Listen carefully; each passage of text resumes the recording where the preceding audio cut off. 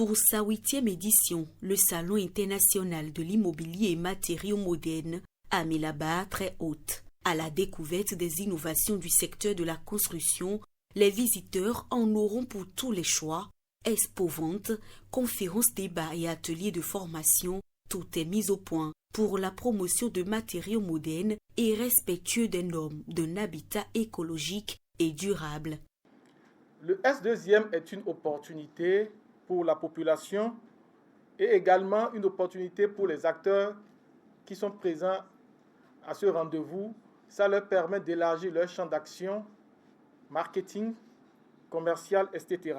Le salon est animé par plusieurs activités, à savoir les expositions ventes, les conférences débats, les ateliers de formation, les concours professionnels, le village S2I par exemple, qui est un espace de relaxation qu'on a intégré récemment, qui permet aux visiteurs, aux exposants aussi de se relaxer. Après avoir visité le salon, vous pouvez passer au village pour vous restaurer, pour vous relaxer, c'est pour donner de l'ambiance au salon. Donc, il y a aussi les consultations gratuites, etc.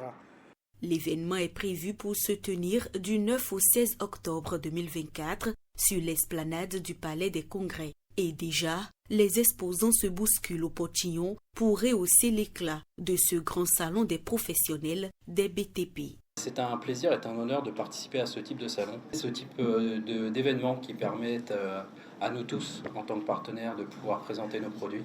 Je suis content de participer à la 8e édition de ce salon immobilier. Et cela est pour moi une opportunité de présenter mon entreprise et de aussi faire connaître nos produits qui sont sur le marché et qui sont produits ici au Bénin. La Palme d'Or revient déjà à la SIAB, leader de l'acier au Bénin et sponsor officiel de cette 8e édition. Aujourd'hui, nous avons senti le besoin justement de pouvoir un peu plus accompagner cet événement parce qu'il faut le dire, nous aimons dire à la SIAB que la construction est un besoin fondamental et c'est un enjeu fondamental. On le dit, se loger, c'est un besoin fondamental. Le ministère en charge de l'habitat apprécie la haute portée de ce salon qui vient à point nommé. À chaque édition, nous accompagnons le promoteur parce qu'on n'échange pas une équipe qui gagne. Et je suis fier que M. Amadou puisse être promoteur de cette activité. Il y avait 3 candidats sur la liste, 2 anciens et le jeune Amadou. Mais nous avons opté pour le jeune Amadou et aujourd'hui nous nous rendons compte qu'on ne s'est pas trompé. J'invite massivement la population à aller visiter les stands de ce salon-là pour se faire une idée de ce qu'il faut faire, comment il faut faire pour construire et mieux vivre dans sa maison. Toute une semaine dédiée à l'immobilier et aux matériaux modernes dans un décor qui va scintiller de 1000 couleurs. L'esplanade du Palais des Congrès est fin prête pour accueillir exposants et visiteurs du 9 au 16 octobre 2024. Ce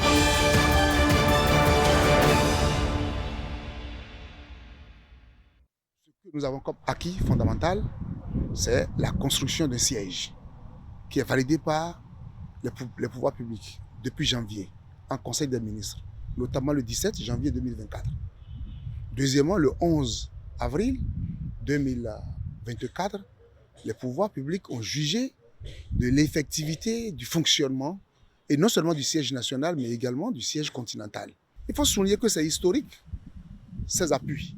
Et c'est pour ça que la communauté internationale, en ce qui concerne cette sphère que nous coordonnons, salue. Fort de cet anniversaire, le gouvernement s'engage aussi à ce que nous rentrions dans une campagne nationale et internationale de la promotion de la paix et de la non-violence.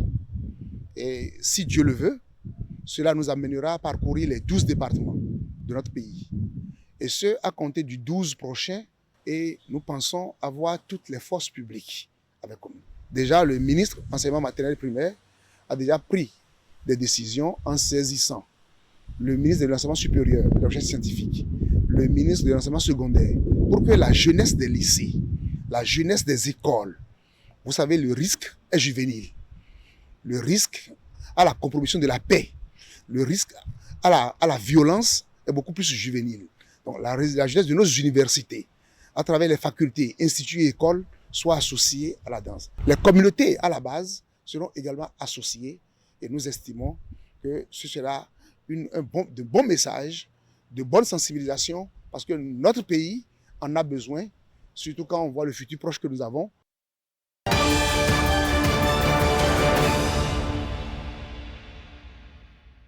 La conférence des recteurs s'intègre désormais dans les habitudes et apparaît comme un moment de partage et d'échange sur la vie des universités publiques du Bénin. Pour une meilleure coordination de cette politique gouvernementale, la conférence annuelle des recteurs des universités publiques du Bénin a été initiée pour débattre des grandes questions liées aux universités et des orientations à envisager afin d'améliorer la gouvernance universitaire de façon générale. Aujourd'hui, la société confie d'immenses responsabilités à l'université.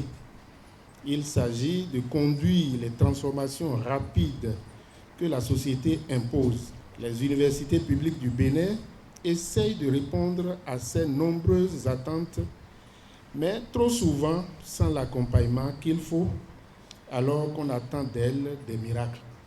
Une phase solennelle de l'édition 2024 marquée par la conférence inaugurale sur la stratégie nationale de l'enseignement et de la formation technique et professionnelle.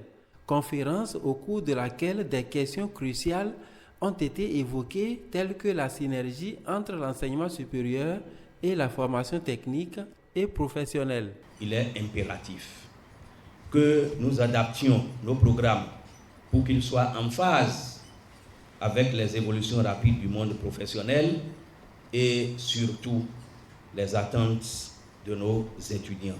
Il nous revient de réfléchir au modèle économique qui permette de concilier excellence académique et équité. Les échanges contribueront à identifier les actions concrètes à mener et les leviers à actionner afin d'améliorer les offres éducatives au niveau des universités publiques du Bénin. La rencontre marque également la fin dans quelques jours des mandats de 3 ans des recteurs.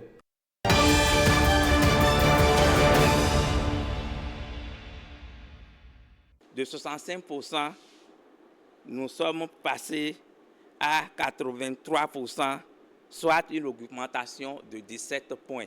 Célébrer l'excellence, féliciter et encourager les enseignants des écoles primaires publiques du département de la Liborie ayant obtenu un taux de réussite de 100% au certificat d'études primaires CEP session de juin 2024 avec un effectif d'au moins 30 candidats présentés. C'est l'objectif de cette cérémonie de remise de prix organisée par la direction départementale des enseignements maternels et primaires de la Liborie. À l'analyse des résultats présentés sur 8 ans, nous constatons qu'ils ont évolué en dents de scie, avec une moyenne de 63%. Le contexte de la Liborie reste particulier pour maintenir cette tendance et accroître ces résultats les années à venir. Des actions de reconnaissance, d'encouragement et de félicitations ont été entreprises. Cette solennelle occasion de remise de prix aux meilleurs enseignants est initiée à l'occasion de la célébration de la Journée internationale de l'enseignant, édition 2024. Au-delà des présents assez modestes qui vous seront distribués ou décernés parce qu'il y a des tableaux, et autres là, c'est davantage surtout votre mérite qu'on reconnaît. L'excellence n'est jamais un acte isolé, mais bien le fruit d'un engagement collectif. Ainsi, nous partageons ce bonheur avec vous tous. Cette initiative est soutenue et financée par plusieurs partenaires et les organisateurs se donnent rendez-vous à l'année prochaine pour le même exercice.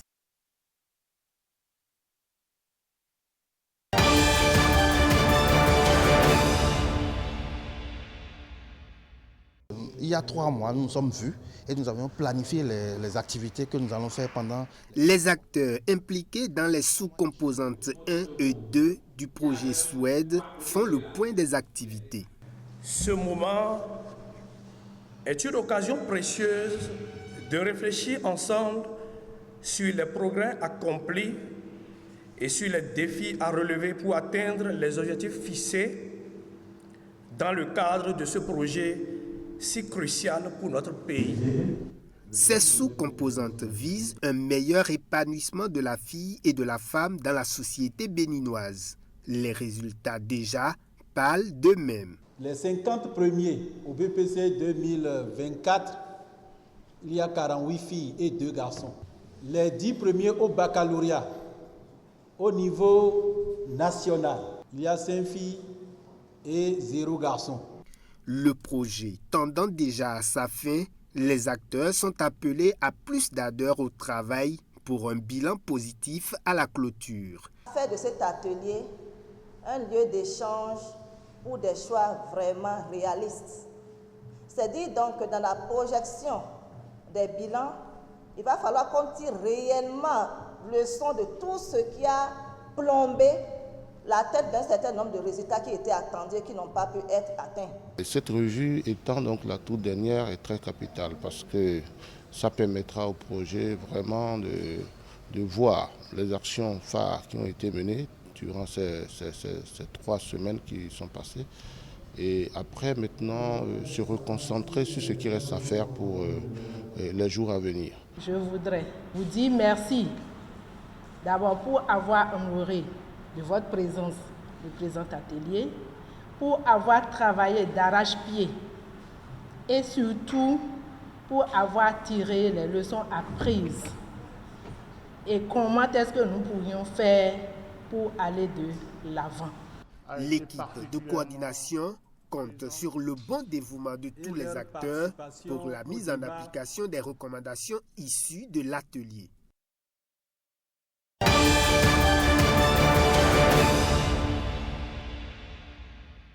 Pour l'ensemble à mes commandements, gardez-vous. Une cérémonie des couleurs s'invite à cette fête. Ici, l'hymne national exécuté en langue ani fait le charme de cette innovation de la 59e journée internationale de l'alphabétisation. Plus qu'une simple célébration, la journée internationale de l'alphabétisation est un moment impérieux à la réflexion et à l'adaptation de l'éducation aux réalités de nos différentes communes. C'est le moment par lequel nos concitoyens doivent se sentir partie prenante au bien-être différemment recherché par la classe socio-professionnelle de notre département en général et de nos communes en particulier. Une célébration en différé, occasion de bilan. Grâce à l'appui de la coopération suisse, plus de 19 000 apprenants ont été impactés en 2024 après l'ouverture de 662 centres d'alphabétisation dans 4 départements. Mais le plaidoyer de l'Association des communes de l'Atakora et de la Donga et du partenaire technique et financier montre que le bout du tunnel est encore loin. Dans nos communes, des milliers de personnes attendent encore l'ouverture de nouveaux centres pour se faire alphabétiser. C'est pourquoi nous exhortons nos autorités au plus haut niveau à avoir un regard bienveillant du côté de l'alphabétisation en revoyant déjà à la hausse dans le budget de 2025 les lignes allouées à l'alphabétisation. Je décerne au nom du préfet un satisfecit particulier à la coopération suisse. Je nous invite toutes et tous à un engagement à promouvoir l'alphabétisation pour tous. Cet engagement est déjà perceptible chez certains. Il se traduit par la mise à disposition de plusieurs documents d'alphabétisation. Bible, carte d'Afrique aux cartes du monde, guide d'orthographe et autres ouvrages en langue ani. Des supports qui ont certainement contribué au succès de ces lauréats des Jeux concours de cette 59e journée de l'alphabétisation.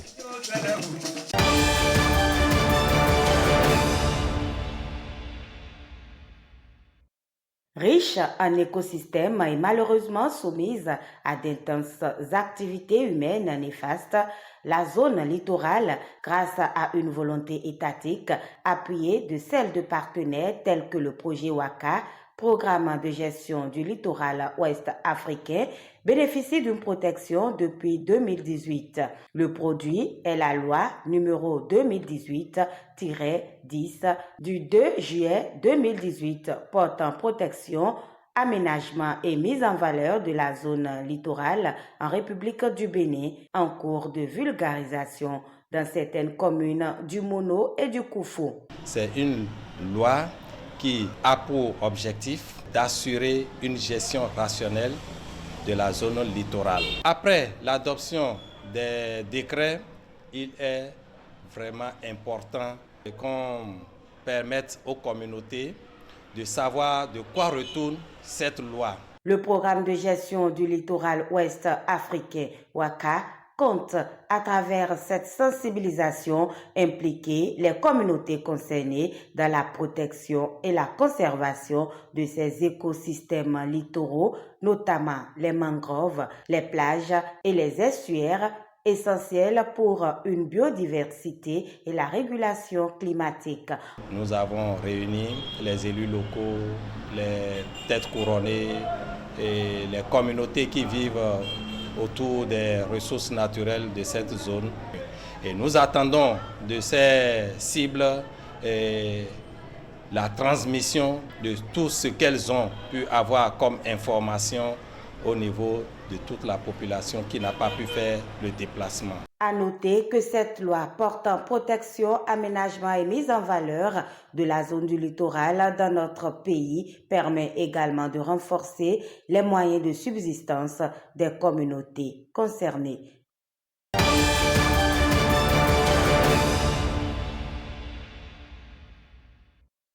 Neuf associations, au nombre desquelles 2 fédérations bénéficient déjà de ce programme, Vivre ensemble par le sport dans les 4 départements du nord du Bénin pour l'édition 2024.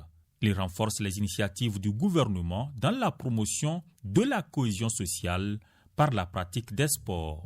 Le ministère des Sports et son partenaire, l'ambassade de France, travaillent réellement à utiliser le sport comme un outil de développement. Alors cette année 2024, ce programme Vivre ensemble par le sport a 3 composantes. Celle de favoriser la cohésion sociale, le vivre ensemble, contribuer à l'insertion sociale et professionnelle des jeunes et enfin à renforcer l'égalité entre les femmes et les hommes. On va lancer un nouvel appel à projet au courant du mois de novembre qui va permettre de sélectionner une nouvelle cohorte d'associations qui feront partie de la 2e promotion. Donc, ce sont des projets qui ont à peu près une durée d'environ 10 mois. Pour pouvoir être bénéficiaire, il faut donc déposer un projet à l'appel à projet déjà, être une organisation de la société civile béninoise enregistrée, porter un programme qui se trouve dans les 4 départements du nord du Bénin et qui répondent aux 3 composantes. On essaye de privilégier des dossiers qui soient les plus concrets possibles. Les jeunes seront renforcés dans diverses disciplines sportives, entre autres le basketball, le rugby, la boxe, la lutte et le football. Les projets validés innovent en intégrant les personnes en situation de handicap dans la pratique des activités sportives dans le septentrion.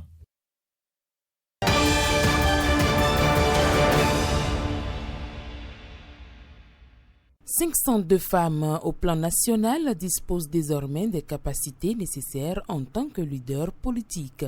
La formation qu'on a eue au sein du PAEG, j'ai réalisé que c'est beaucoup plus développé. Et il y a eu de nouvelles thématiques qu'on n'avait pas eues lors du RECAFEM. Et je pense que tout ce qu'on a eu comme enseignement, c'est ce dont nous, femmes, qui avons l'ambition d'aller et réussir en politique, c'est ce dont on a besoin qui nous a été réellement enseigné. Les 4 modules nous ont vraiment donné la capacité de représenter nos camarades, d'être élus et de défendre notre pays partout où besoin sera. À travers le programme d'appui à l'égalité de genre, elles ont été formées sur le leadership féminin, comment tenir un discours en public pour une meilleure détermination dans leur parcours de militantes. Il s'agit d'un moment de donner et de recevoir. Ce qui nous réunit ici, c'est le renforcement du leadership politique féminin. Il s'agit d'œuvrer pour une meilleure implication des filles et des femmes dans la prise de décision de la gestion de la cité. Ce programme d'appui à l'égalité de genre a identifié dans les 12 départements 502 femmes qui, avec l'implication des organisations de la société civile, suivent donc un processus de renforcement de leurs capacités conformément à un référentiel de formation élaboré à cet effet et que nous avons eu à valider ensemble. Leadership politique dont les fondamentaux restent quand même le mérite et aussi le discernement. Des femmes engagées, leaders de qualité et porteuses de paix sont ainsi déployées sur l'échiquier politique. Cette rencontre d'échange à bâton rompu avec les jeunes femmes leaders du PAEC Zone 3 Atlantique Littoral, Ouémé et Plateau, témoigne une fois encore de l'engagement du gouvernement du président Patrice Talon à œuvrer pour la réduction de l'inégalité entre les hommes et les femmes.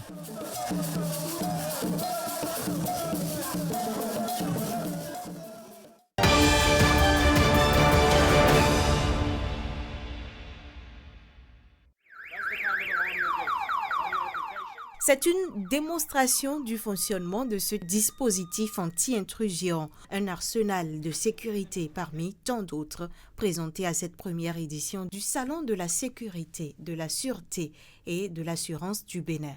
Vu les défis et challenges auxquels doivent faire face les sociétés de sécurité et les compagnies d'assurance, AT Conseil Label Bénin, en partenariat avec le patronat des sociétés de sécurité privée, a jugé bon d'organiser ce salon d'exposition pour permettre à tous les acteurs et bénéficiaires des services de sécurité sur toutes leurs formes et services d'assurance afin de profiter de ce cadre d'échange et de dialogue pour tendre vers l'amélioration de leur offre suivant la demande qu'exige la clientèle.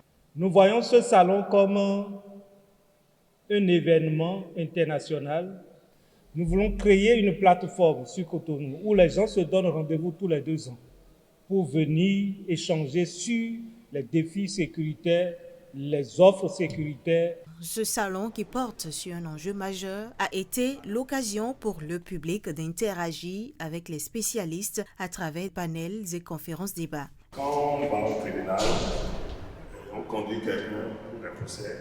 Peut-être après sa capture au niveau des caméras de surveillance, on nous demande est-ce que ce caméra-là a été enregistré avant son placement pour la surveillance. Une chose est claire, vous avez besoin d'une autorisation avant d'installer la moindre, une seule caméra.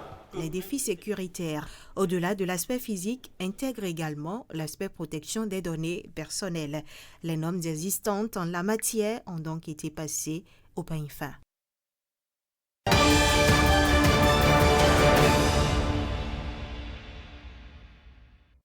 60% des maladies humaines existantes et 75% des maladies émergentes humaines sont d'origine animale. » Des chiffres qui justifient l'engagement de ces vétérinaires qui tiennent aux enjeux de la santé publique. L'objectif des journées vétérinaires du Bénin est d'améliorer la visibilité du rôle essentiel joué par les vétérinaires pour réduire l'incidence des zoonoses, améliorer la qualité sanitaire des aliments et contribuer à l'amélioration de la santé humaine et la constitution de la richesse de notre pays. On dénombre aujourd'hui 5 nouvelles maladies humaines émergentes tous les 3 ans, dont 3 sont d'origine animale. On peut citer parmi ces maladies la grippe aviaire, les fièvres hémorragiques telles que Ebola, l'AXA, les syndromes respiratoires aigus, dont le plus connu fut la COVID-19, et nous avons l'actuelle actualité du Mpox.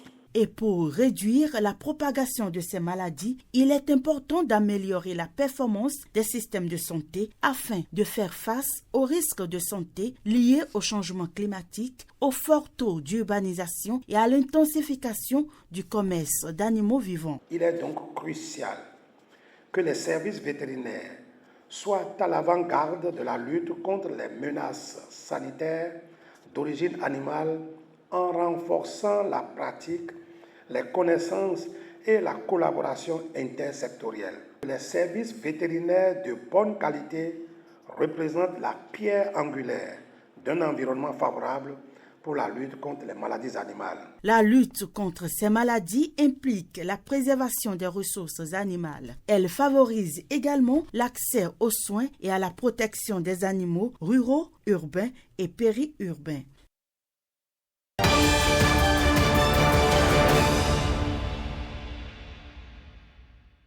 Commune lacustre de Soava, une équipe médicale au service des populations, une initiative de la Faculté des sciences de santé FSS de l'Université d'Abomey-Calavi. Il s'agit des consultations foraines suivies de séances de distribution de moustiquaires. La commune lacustre, comme vous le saviez, comme vous le connaissez, est une zone d'accès difficile. Raison pour laquelle le doyen de la faculté de médecine, en collaboration avec le maire, ont décidé de faire bénéficier des soins gratuits à la population de la commune lacustre. C'est aussi une opportunité pour ces équipes médicales de découvrir la commune lacustre, de s'imprégner de quelques difficultés que nous avons. La FSS met ainsi en place une dynamique de collaboration entre autorités locales et responsables universitaires. 2 équipes de médecins spécialistes, de généralistes, de pharmaciens, de kinésithérapeutes, de nutritionnistes diététiciens, de travailleurs sociaux et infirmiers sont ici pour vous accompagner et répondre à vos préoccupations. Ça, je vise vraiment pour voir l'innovation au Bénin et à la FSS en particulier. Ainsi, cette consultation réalise une circonstance pour les enseignants de vérifier l'adéquation entre ce que nous enseignons aux futurs médecins et agents de santé et ce qui est sur le terrain. Ces consultations foraines viennent combler un besoin urgent en apportant des soins de qualité à proximité des populations qui en ont le plus besoin.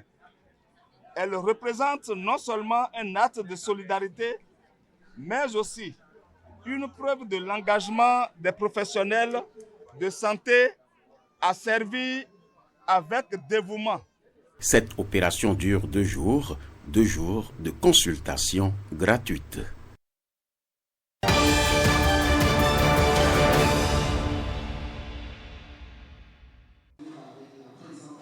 Une communication inaugurale sur le cadre intégrateur capte l'attention de ces acteurs conviés par WeWorld et ses partenaires. Leur mission est de contribuer au développement de Nati Tengou en œuvrant pour la préservation de la paix et la cohésion sociale.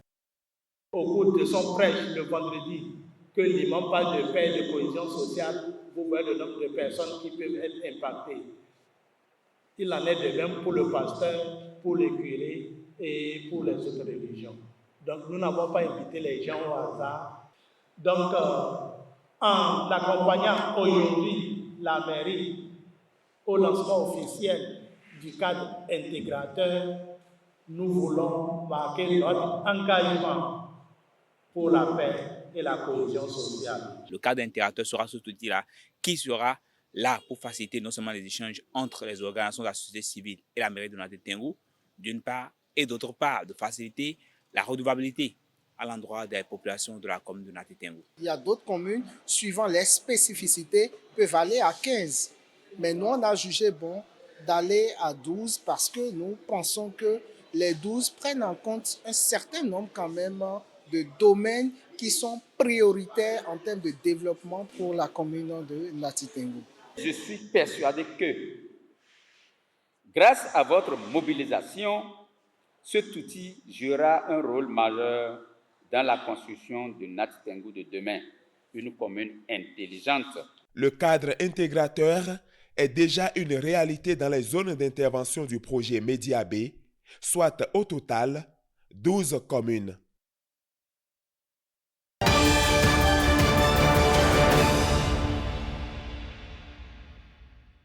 Des sacs, des cahiers, des stylos et bien d'autres fournitures. De quoi donner un autre sens à l'année scolaire de ces 97 orphelins. Nous sommes heureux et émus pour cette marque et cette générosité à notre endroit. Nous sommes également convaincus que nos parents décédés seront fiers de ces dons et fournitures. D'ailleurs, leurs esprits sont avec nous actuellement et vous soutiennent. Cette joie émane d'Educo Bénin, fidèle à sa mission de protection et d'éducation des enfants. Aujourd'hui, en voyant le sourire sur ces enfants qui sont parmi nous, on ne peut que nous réjouir. Nous ne pouvons que continuer à avoir la force, à travailler, à mobiliser les ressources et à continuer à soutenir les enfants du Bénin. Dans la Maison des médias, les enfants présents aujourd'hui viennent de divers départements, le Plateau, l'Ouémé, le Koufo, le Mono, l'Atlantique et bien sûr le littoral. Pour ces enfants qui n'ont pas pu se déplacer et qui se trouvent à l'intérieur du pays, nous veillerons à ce que les kits scolaires leur soient parvenus. Ces enfants devenaient comme un modèle Raphaël Chirimé. Tous les premiers au bac qui vont vouloir faire la médecine, je suis prêt à les aider. Cet acte d'Educo Bénin n'est pas le dernier à l'endroit des orphelins de parents professionnels des médias. L'ONG s'engage à veiller et assurer leur éducation.